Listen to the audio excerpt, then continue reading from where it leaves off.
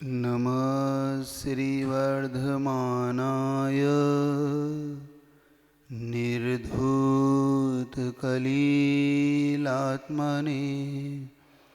सालोकानां त्रिलोकानां यद्विद्यादर्पणायते।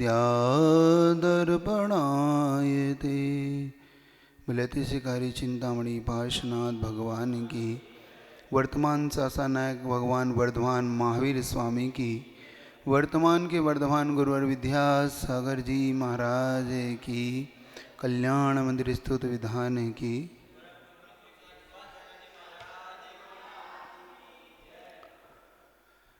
छोटी सी घटना से अपनी बात रखता हूँ। एक बार एक कंपनी के मैनेजर ने वहाँ पे काम करने वाले सभी अपने नीचे जितने भी काम करने वाले लोग थे उन सबकी एक मीटिंग बुलाई। कंपनी का मैनेजर बहुत विद्वान समझदार था। उसने सभी मीटिंग बुलाकर अपने सबको एक जगह इकट्ठा किया और मीटिंग रूम में उसने सबको बिठाकर एक ऐसा सब्जेक्ट दिया जिसका किसी ने सोचा भी नहीं था। कंपनी के सभी जितने भी काम करने वाले लोग थे उन्होंने कभी सोचा भी नहीं था कि ऐसा भी सब्जेक्ट हमें दिया जा सकता है या हम पे ऐसा भी चिंतन के लिए कहा जा सकता है। कंपनी के मैनेजर ने कहा कि आज आप सबको वो कारण बताना है जिन जिन कारणों से कंपनी डूब सकती है। आज आपको वो कारण हमें पूरे कारणों को दो जिन कारणों से कंपनी डूब सकती है। पहली बार ऐसा हुआ, लोगों को आश्चर्य हुआ कि ऐसे कैसे हो सकता है। हमेशा कंपनी की तरक्की की चर्चा तो की गई, आज कंपनी के डूबने की चर्चा क्यों की जा रही। आश्चर्य से भर के। लेकिन यस बॉस नो लॉस, एक ही किस्सा। अब कर तो कुछ सकते नहीं, बॉस से क्या कहें। तो सबने कहा कि अब जब बॉस ने कहा ही है कि अब ये मुझे दो कि कंपनी कैसे डूब सकती है, ये आइडिया मुझे चाहिए तुमसे। बस मुझे वो आइडिया दो जो आइडिया से, जिस आइडिया से तुम्हारी कंपनी डूबने के कौन कौन से आइडिया तुम्हारे पास। सभी ने कंपनी को डूबने के एक से बढ़ के एक आइडिया दिए कि इन कारणों से, इस आइडिया से कंपनी डूब सकती है, इस कारण से कंपनी डूब सकती है। बॉस के सामने सबने अपने अपने आइडिया रखे, सबने अपने अपने कारणों को रखे और बॉस ने जब उन आइडियाज़ को पढ़े, सब जितने भी आइडिया थे एक से बढ़ के एक अच्छे थे, सुंदर थे। बॉस ने उन सब से कहा मुझे बहुत अच्छा लगा, आपके आइडियाज़ बहुत अच्छे हैं। अब आपको ये एक बात का ये याद रखना है कि जिन जिन कारणों से कंपनी डूब सकती है, जो आपने आइडिया दिया, अब इन पर कभी भी इन आइडिया का उपयोग नहीं होना चाहिए। मतलब आपको ये समझ में आ गया कि कंपनी कैसे डूब सकती है, बहुत बड़ी बात है। कंपनी कैसे उन्नति करती है एक अलग विषय है, वो कंपनी कैसे डूब सकती है इसको जानने ला एक अलग विषय है। तो जब आपको ये पता पड़ गया कि कंपनी इन कारणों से डूब सकती है, अब ये कोई भी कारण अपने यहाँ पे मौजूद नहीं रहना चाहिए ताकि अपनी कंपनी ना डूबे। लोगों को अब समझ में आया कि बॉस क्या चाहते थे। मतलब ये चाहते थे बॉस कि आपका इस तरफ भी ध्यान रहे कि ये कारण उत्पन्न न हो जाए जिससे हमारी कंपनी डूब जाए। आपसे भी यही पूछना चाहता हूं कि आप उन दोषों को पहले ढूंढ लो जिस दोषों से व्यक्ति का जीवन पतित बनता है, जिन दोषों के कारण व्यक्ति का जीवन नरक जाने के लिए उत्पन्न होता है, त्रियंच पर्याय के लिए उपता है, उन सब पापों को जीवन में ढूंढ लो। अपने यहाँ कहा बिन जाने ते दोष गुणन को कैसे तजिए गहिए। बिना जाने दोषों को आप कैसे छोड़ोगे और बिना जाने गुणों को कैसे ग्रहण करोगे, ये पहली शर्त है अपने आप। देखो दौलत राम जी छेड़ाला में कहते हैं बिन जाने ते दो। वही बात अगर अपन देखें तो उस कंपनी के मैनेजर ने कही, बस अंतर इतना था, वो कर्म के क्षेत्र में थी और ये बात धर्म के क्षेत्र में। जब हम कर्म के क्षेत्र में इतनी सावधानी रखते हैं कि हमें घाटा ना हो जाए, हमारी कंपनी न डूब जाए, अपनी दुकान ना डूब जाए, हमें ये कार्य हमारा गड़बड़ ना हो जाए जिससे कि हमें घाटा लग जाए, हमें बंद करना पड़े। जब इतना ध्यान हम उस क्षेत्र में रखते हैं जिसमें कुछ समय के लिए होता है या अपने एक जीवन के लिए होती है वो कार्य, क्योंकि उस जीवन भर ही वो काम आता है, जीवन के बाद तो पता नहीं क्या होता है, लेकिन जीवन के समय तक काम आता है।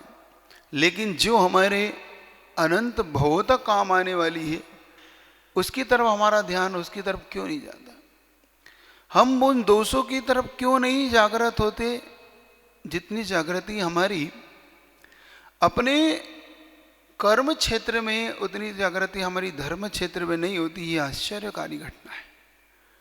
अब हमें यही सोचना है, अब हमें बैठ के आज चिंतन यही करना है। हम उन कारणों को ढूंढेंगे जिन जिन कारणों से मेरा मन पवित्र से अपवित्र होता है, मेरे विचार अच्छे से बुरे हो जाते हैं, मैं अपने जीवन को नरक आयु में कैसे ले जाता हूँ, नरक कैसे बना देता हूँ सुखी जीवन को। और उन कारणों को ढूंढते ढूंढते अपने को उन कारणों को खोज कर फिर यही फैसला लेना जैसे उस बोस ने लिया। जैसे उस बोस ने कितना अच्छा फैसला लिया कि पहले उन कारणों को ढूंढ लुढ़ा लिया, और अब अगर इन कारणों पे अब तुमने ध्यान नहीं दिया तो अब दोषी कौन है? क्योंकि तुम पहले बहाने बना सकते थे कि हमें नहीं पता सर, ये पता नहीं था मुझे कि इन कारणों से भी घाटा लगता है। तो इसीलिए बोस ने पहले निकला ली बात कि पहले अब तुम्हारे द्वारा ही लिखी थे मेरे पास कि इन कारणों से। फिर ये कारण कैसे हुए?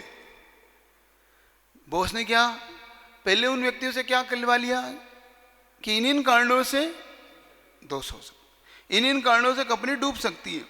अब अगर वो कारण उत्पन्न होते हैं तो बोस डबल फाइन लगा सकता है उन पर। क्यों? क्योंकि तुम्हें जब पता था कि ये कारण उत्पन्न हुए, फिर ये हुआ कैसे?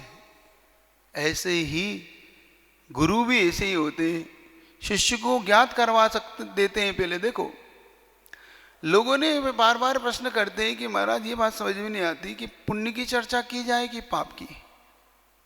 पाप की चर्चा क्यों की जाती है जब पुण्य की चर्चा करनी जाए? धर्म की चर्चा की जाए, अधर्म की चर्चा क्यों की जाए? मिथ्यात्व की चर्चा क्यों की जाए? सम्यक दर्शन की चर्चा करो। ध्यान रखो, मिथ्या दृष्टि भी सम्यक दर्शन में कारण होता है, मिथ्यात्व भी सम्यक दर्शन का कारण बनता है। पहली बार शायद आपके सुनने में आई हुई है चर्चा, लेकिन इतना ही सत्य है। क्योंकि मिथ्या सम्यक दर्शन का कारण कैसे बन सकता है महाराज? अभी तक तो हमने पंच लब्धि सम्यक दर्शन के कारण सुनी थी, देशना लब्धि सुनी थी, हमने देवसाद गुरु के दर्शन सुने थे। पहली बार ये सुनने में आ रहा है कि मिथ्यात्व भी सम्यक दर्शन का कारण बन सकता है। हाँ, बन सकता है। मिथ्या सम्यक दर्शन का कारण कैसे बनेगा? तो जब मिथ्यात्व को जानोगे तभी तो छोड़ोगे, जानोगे ही नहीं तो छोड़ोगे कैसे? अज्ञान मिथ्यात होता है क्या? वैनिक मिथ्यात होता है यही है, वो जानता ही नहीं है कि मुझे किसकी विनय करना चाहिए, किसकी नहीं करना चाहिए। वो तो विनय से भर के बस सबकी विनय कर रहा है। ये भी भगवान है और ये भी भगवान है, इस प्रकार की विनय है, उसके गुणों से कोई मतलब नहीं होता। तो वही मिथ्या दर्शन बन जाता है। इसलिए कहा कि मिथ्यात्व को जान लाने से भी सम्यक दर्शन की उत्पत्ति होती है। जब हमने ये जान लेते हैं कि ये कारण मिथ्यात्व के, तो सहज हम उसे छोड़ने के लिए तैयार हो जाते हैं और सम्यक दर्शन की प्राप्ति में हमारे वो हेतु बन जाते हैं। बस यही हमें प्राप्त करने के हेतु प्राप्त करना। तो अपने लिए ये समझना है कि जो जो पाप है, क्रोध है, मान है, माया है, लोभ है, ये चारों ही हमारे डुबोने के लिए पर्याप्त कारण है। इन पर्याप्त कारणों के पता करने पर अब हमें किसी से नहीं पूछना, अब हमें कहीं नहीं जाना, हमें किसी से नहीं पूछना कि हमारे डूबने के हेतु क्या है, हमारे डूबने के कारण क्या है। अगर अब भी हमें पता करने के बावजूद भी हम पूछ रहे हैं तो या तो इन कारणों के हमने समझा ही नहीं, या इन कारणों से हमने उपटने का। अब उन्नति के कारण को ढूंढो। अब देखो, ये तो हो गए अपने कारण अवनति के, पतन होने के। अब हमारे उन्नति के कारण क्या क्या हो सकते हैं, इस पे विचार करें। तो अपने उन्नति के जब हम कारण देखते हैं तो ठीक जो पाप हैं उनसे विपरीत मन चले जाए तो पुण्य हो जाता है। जो पाप के कारण थे, जो पाप थे, वो उनसे ठीक चले जाओ विपरीत तो पुण्य हो जाता है। जिन सीढ़ियों से हम ऊपर चढ़ते हैं उन्हीं सीढ़ियों से नीचे उतर जाओ, बस एक ही मार्ग है। जिस सीढ़ियों से आप नीचे उतर रहे थे उन्हीं सीढ़ियों से ऊपर चढ़ जाओ तो आप मंजिल पे पहुंच जाते हो। और कुछ नहीं होता, कुछ नहीं करते हम। कोई आश्चर्य भरा काम हमें कुछ भी नहीं करना है। देखो कोई आपको कोई नई चीज नहीं बता रहा हूँ, ये सब आप करते हैं, बस आपको करने के तरीके बता रहा हूँ कि आप जो अभी तक करते हैं बस वो करते रहो, लेकिन ठीक विपरीत करने शुरू कर दो, क्योंकि जैसा आप कर रहे थे वो सब पाप के बंध का कारण था, तो इससे ठीक विपरीत जो पुण्य बंध के कारण आपके बन जाएंगे। हिंसा को छोड़ दो, अहिंसा को अपना लो, यही धर्म है। झूठ को छोड़ दो, सत्य को अपना लो। चोरी को छोड़ दो, अचोर को अपना लो। कुशील को छोड़ दो, ब्रह्मचर्य को अपना लो। और परिग्रह को छोड़ के अपरिग्रह अपना लो। यही पुण्य के बंध के कारण है। जो नरक के कारण थे उन कारणों से ठीक विपरीत अपने लिए उन्होंने मनुष्य आयु और देव आयु के कारण बताए। अपने लिए बहुत आराम बहुत परिग्रह नरक बंध का कारण है, तो अल्प आराम और अल्प परिग्रह मनुष्य के कारण है। तो आज अपने लिए यही समझने की आवश्यकता है हमें। इसीलिए दृष्टांत दिया कि जो हम पापों में लगे रहते हैं, हमारे लिए घाटे वाली चीज कौन सी है? हमें घाटे किससे हो रहा है? सही दुकानदार अपने घाटे की तरफ जरूर देखता है। स्वाध्यायशील लोगों के लिए यही तो सबसे बड़ा बंद के लिए और छूटने में कारण बनता है कि वो स्वाध्याय का उपयोग कैसे करता है। कभी कभी हम ऐसी गलती कर जाते हैं जो गलती शायद हमसे होना नहीं चाहिए, फिर भी हो जाती है। कभी कभी हम दूसरे की तरफ देखने लग जाते हैं कि वो क्या कर रहा है, एक अपनी महान गलती यहाँ पे हो जाती है। हम दूसरे की तरफ देखते हैं कि वो क्या कर रहा है और हम अपनी तरफ नहीं देख पाते कि हम क्या कर रहे हैं।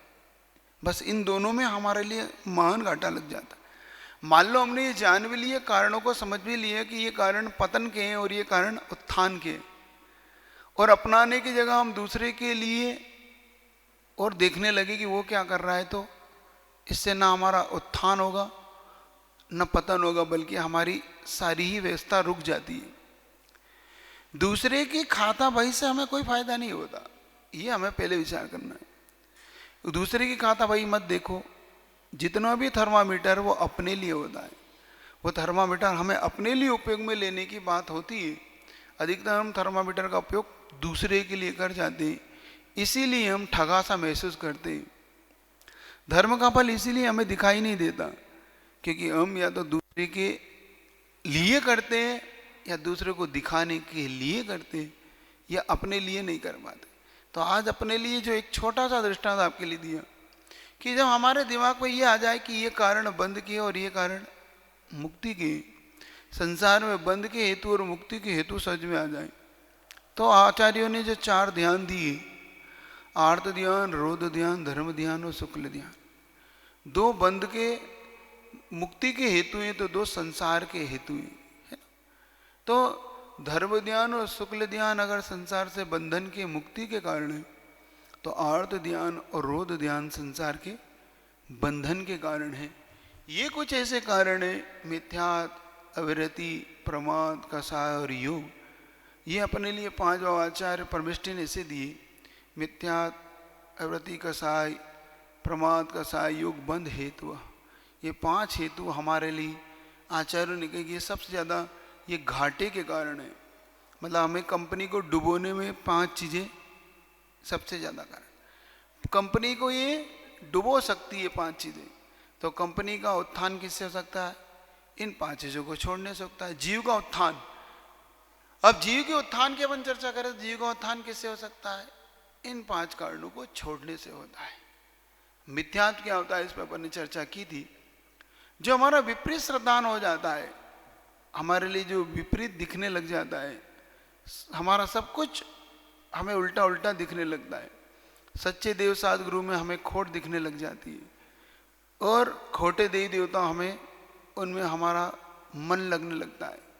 हमें उनमें हमारा भाव ऐसा उत्पन्न होने लगता है कि सच्चे देव साध गुरु में तो खोट है, और मिथ्या देव साध गुरु में हमारे लिए विनय का भाव आता है, उनके प्रति हमारी आस्था बढ़ती है। मिथ्यात काम ही कैसा करता है? मिथ्यात है ही, क्योंकि मिथ्यात अनंत भव के बंध का कारण बनता है। मिथ्यात क्या करता है? मिथ्यात जब अनंतानुबंधी के साथ होता है तो वही मिथ्यात अनंत अनंत भव के लिए बंध का कारण बन जाता है। जब वो अनंत भव के लिए कारण बन जाता है मिथ्यात, तो हमें यह समझ में आता है कि हमें कितना बड़ा हमारा घाटा हुआ, मतलब हम जो मुक्ति का कारण समझ रहे थे वो हमारे लिए बंद का। तो ये हमें समझना है कि मिथ्यात्व हमारे लिए हमारी इस जीव रूपी कंपनी को डुबोने वाला है सबसे पहला। तो हमें ये सबसे पहले जानने की जरूरत है कि हमारा सबसे बड़ा घाटे का कारण क्या है, हमारी कंपनी कैसे डूब सकती है। तो मिथ्या से डूबती। अविरति क्या कहलाती है? 12 प्रकार के जो अपने सट काय के जीवों की हिंसा और 5 इंद्रियों और मन जो हम बस में नहीं रखते, हमारी अविरति भाव कहलाती है।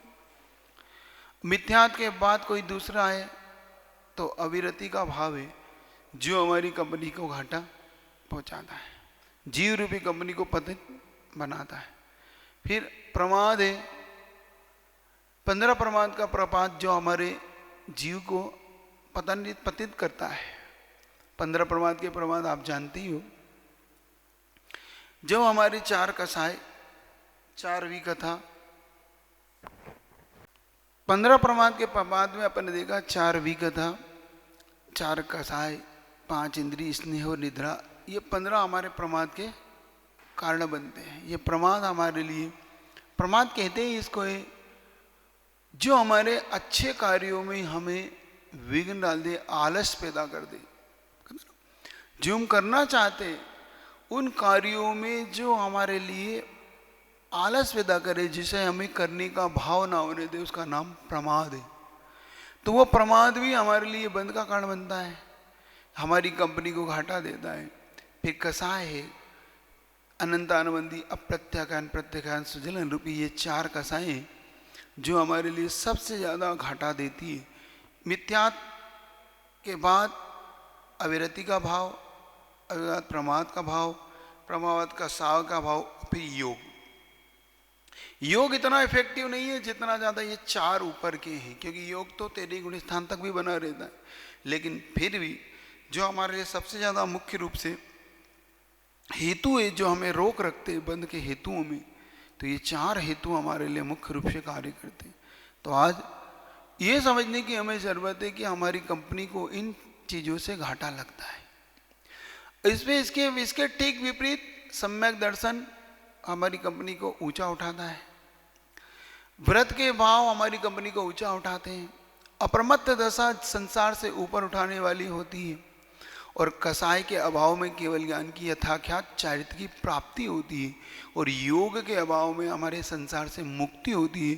तो ये हमारे लिए हमारी जीव रूपी कंपनी को उत्थान के कारण, तो उत्थान और पतन के कारणों को हम जब ढूंढते हैं, उत्थान और पतन के कारणों को हमने समझ लिया, तो हमने इतना समझ लिया कि क्या हमारी जीव रूपी कंपनी को घाटा देगा और क्या हमारी कंपनी की विशेषता होगी। अब ये समझने के बाद अब घाटा नहीं लगना चाहिए, ध्यान रखना। अब हमारे लिए जो ऊपर मैनेजर बैठा है, हमारा जो बॉस बैठा है, कौन है? आत्मा। हमारा बॉस और कोई नहीं है, हम ही अपनी आत्मा ही हमारी बॉस है, और हमारी आत्मा ही पतन होता है। तो हमारा बॉस है, तो हमारे लिए धर्म कोई बॉस बना लो, धर्म को ही अपना सब कुछ बना लो। और धर्म के में ही जब आपको बता दिया, आचार्यों ने अपने लिए सारी चीज़ें बता दी कि किस चीज़ से घाटा और किस चीज़ से उत्थान है, तो इसमें अब बार बार अपने को चिंतन करना है। भगवान की वाणी पे हमें विश्वास रखते हुए श्रद्धा जताना है, आस्था पैदा करना है कि ये प्रभु आपकी वाणी में मेरा विश्वास है। तो ये छोटा सा दृष्टांत आपके लिए दिया। इस छोटे से दृष्टांत को जरूर याद रखना कि उन कारणों को अवश्य खोज लो, क्योंकि होता क्या है, कभी कभी हम शत्रु की शक्ति का अनुमान लगा लेते हैं या अपनी शक्ति का अनुमान लेते हैं, लेकिन शत्रु की शक्ति का अनुमान हम नहीं लगा पाते। जो महाराणा प्रताप हुए, चित्तौड़ के राजा हुए, उन्होंने एक चूक कर ली। उन्होंने क्या किया, अपनी शक्ति का अनुमान तो लगाया, लेकिन उन्होंने भूल कर दी, शत्रु की शक्ति का अनुमान लगाने में गलती कर दी। शत्रु की शक्ति को उन्होंने जान नहीं पाया, उन्होंने सामान्य ले लिया। और ये अनुमान लगाना उनकी सबसे बड़ी भूल थी कि उन्होंने अपने अनुमान को तो लगाया, अपने आप को तो समझने का पुरुषार्थ किया, लेकिन जब वो बाद में जब युद्ध हुआ तब उन्हें पता पड़ा कि शत्रु की शक्ति मुझसे कहीं ज़्यादा अधिक है। तब जब तक समझ पाते तब तक तो वो तैयारी उनकी ख़त्म हो चुकी थी और युद्ध ही हार चुके थे। तो छोटी सी गलती व्यक्ति के जीवन को बहुत बड़े संकट में डाल देती है। तो आप जिस अनुमान को लगा रहे हो, तो कर्म की शक्ति का अनुमान जरूर लगा लेना और आत्मा की शक्ति का अनुमान जरूर लगा लेना।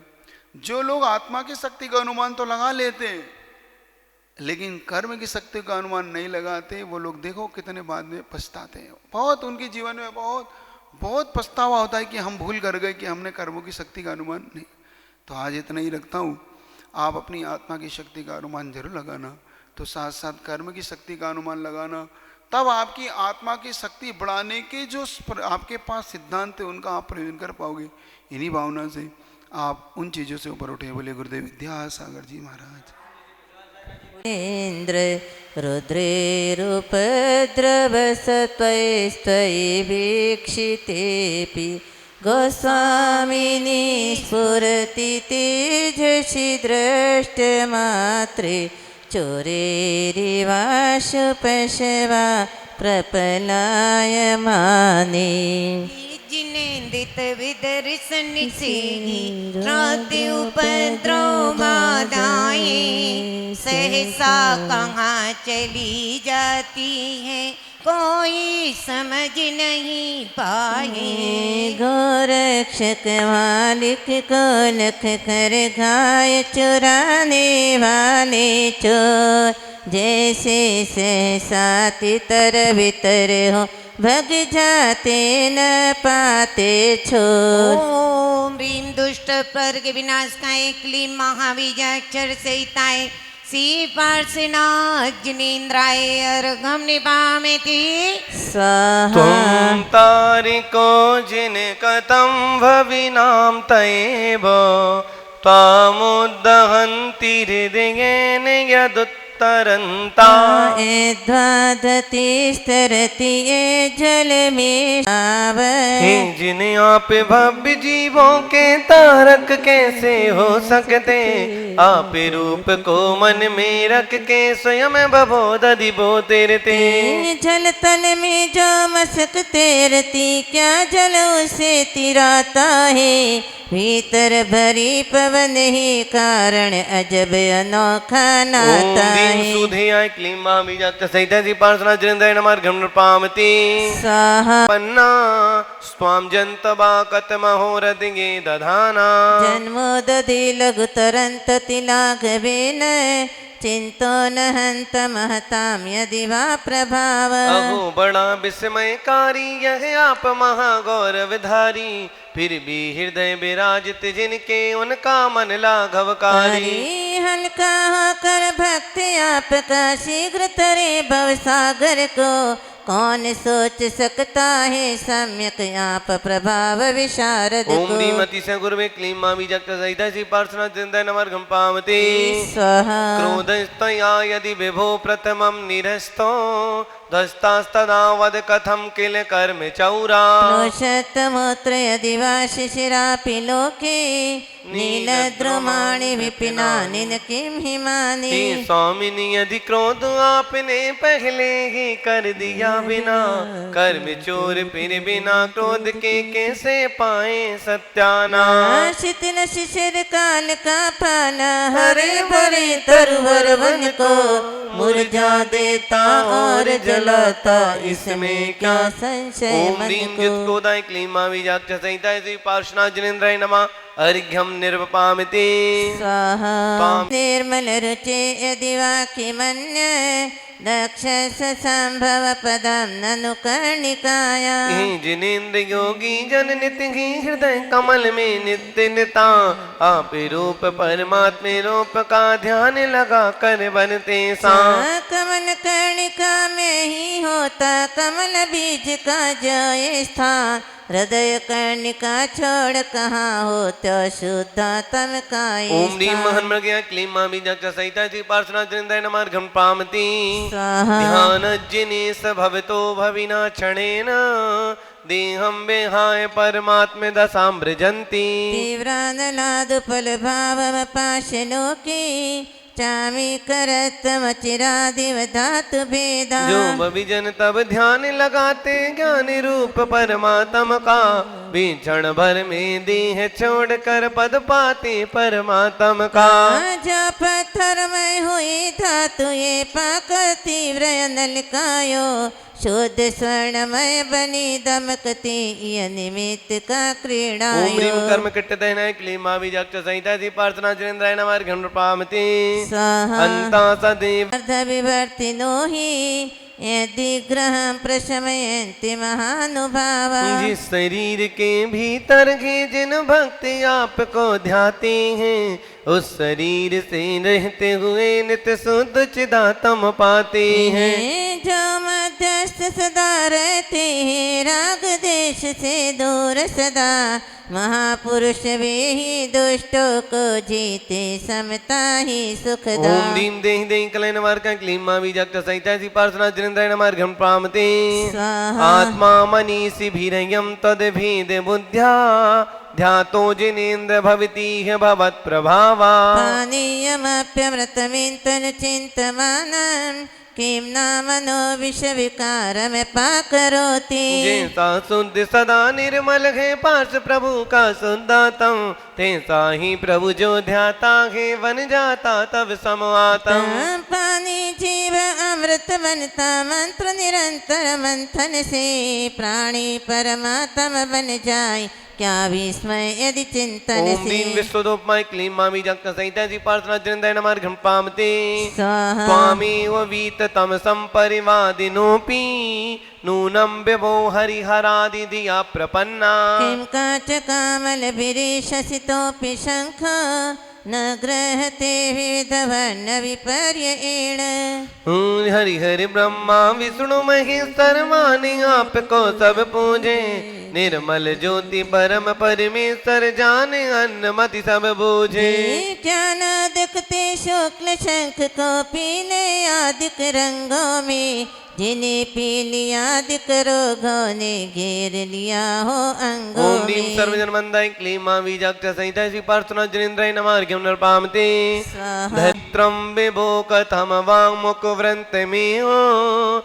विश्वक्पतत्य विरलासुर पुष्प वृष्टि तद्गोचरे समनसां यदि वा मुनीश गच्छन्ति नो न मद एव हि बन्धनानि देवो द्वारा कुसुम वृष्टि गो नित्य निरंतर चारो पर डंटल नीचे मुख ऊपर करके क्यों पुष्पों का दो मानो वे संकेत दे रहे आप निकटता से जग दे विधि बंधन ऊपर मुख करके नष्ट हो रहे स्वयं मुनीश ओम ह्रीं स्वर्प वृष्टि सोमिताय क्लीं महाबीजाक्ष संहिताय श्री पार्श्वनाथ जनेन्द्राय नमः अर्घ्यं नृपामते स्वाहा स्थाने गवीर हृदयोदधि संभवाया पीयूष ताम तौ गिरा समुदीरयन्ति पायता परम संवद शंख भाजो भव्या व्रजन्ति तरसाप्य जरा मरत्वा अति अगाध हृदयोदधि से जो निकल रही तब दिव्य धनी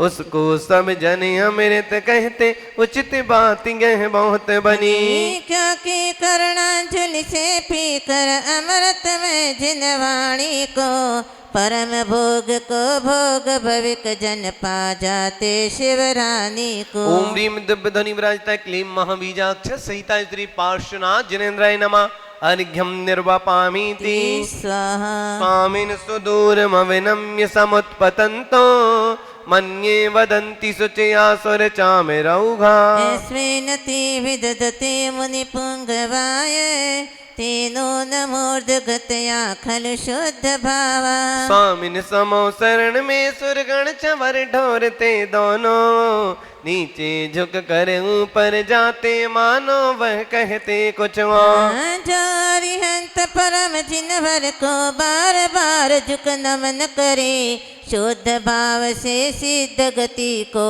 पाने ऊपर गमन करे ओम ह्रीं सुदो विश्वदोपमाय क्लीं महाबीजाक्ष ओम ह्रीं सुरचामर विराजमान है क्लीं महाबीजाक्ष संहिता प्रार्थना जनेन्द्राय नमः अर्घ्यं पामते श्यामम गभीर गिरमुज्ज्वल हेम रत्न सिंहासनस्तिमिह भव्य से खंडिनस्ता आलोकयन्ति रवसेन नदेन्तमुच्चै चामी करादि शिरसी विनमाम्बुवाहम् कनक मणिमय सिंहासन उस पर श्यामल ललित सदे ऐसे शोभे ज्यों मेरू की चोटी पर नभ काले में। हो आनंद विभोर भव जन लखे आपको जवन मोर वर्षा ऋत में गो लख नाचे किलकारी करशो। ओम ह्रीं पीठ त्रयनायकाय क्लीमा बीजाक्ष सहिता दीपार्चना चंद्राय नमः अर्घ्यं पामते स्वाहा उद्गच्छता तव स्थिति युधि मंडलेन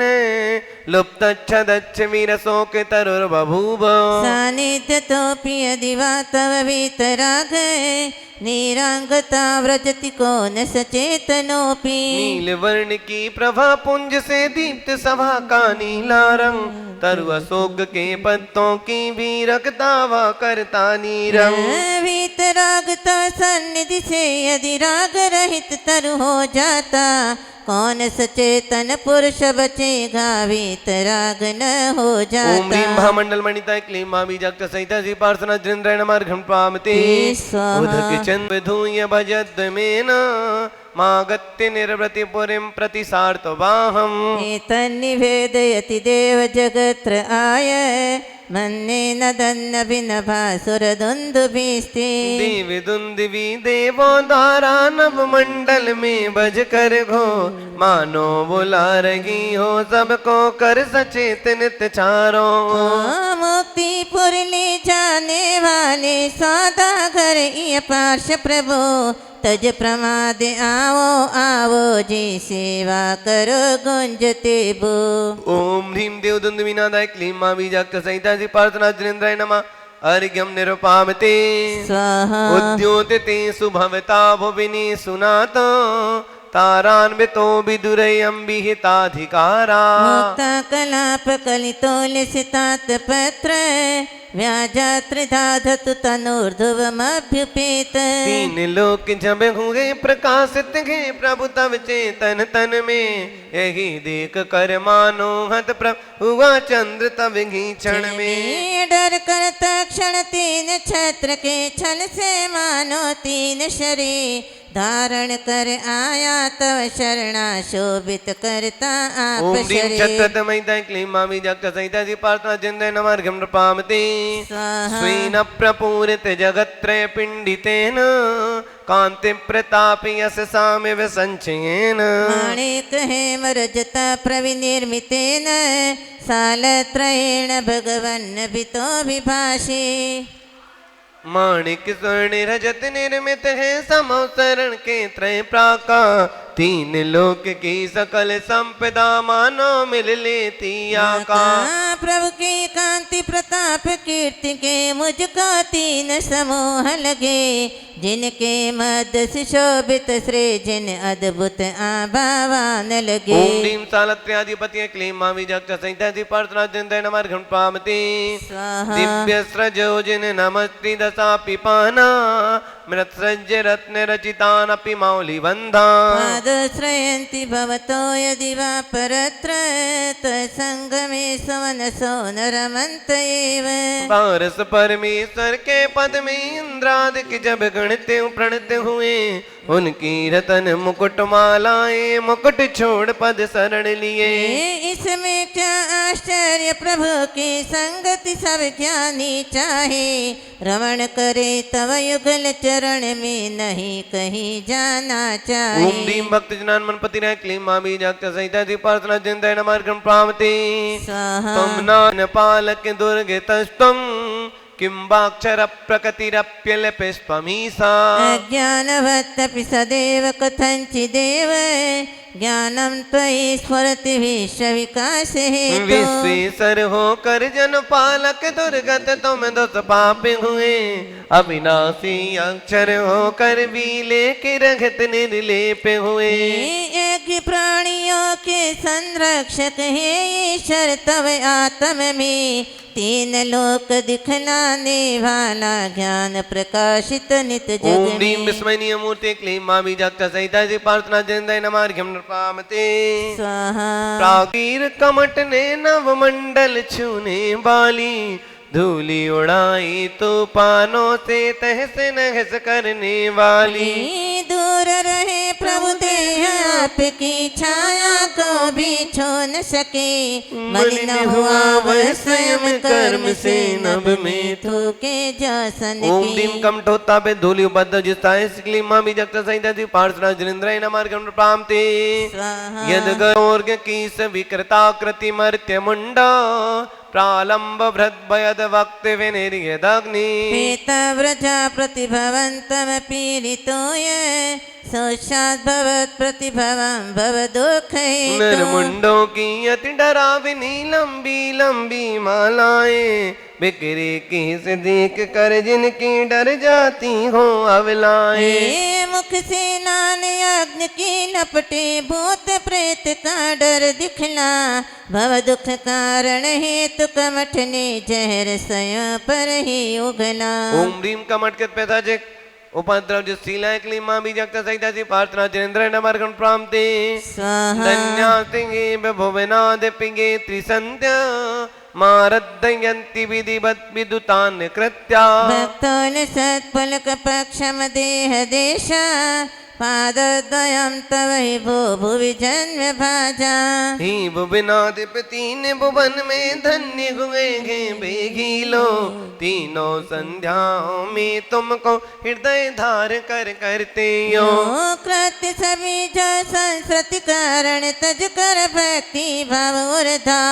रोमांचित हो तन से मन से आराधक करते भव पार। ओम ह्रीं धार्मिक बंदिता क्लीं मां बीजाक्ष सहिता जी प्रार्थना जनिंद्राय नमार्घ्यम पामते नूनं न मोहिते मेराव्रत लोचनेन पूर्वं विभो सकृदपि प्रविलोकतोऽसि। वर्मा विधो विधुरयन्त इमामनर्था प्रोदत्तबन्धगतया कथमन्मथन्ते। उन्मोहि अंध से अंधा हो कर नेत्र संहित हो कर भी देख सका ना कभी आपको पहले कभी कहीं जगदी।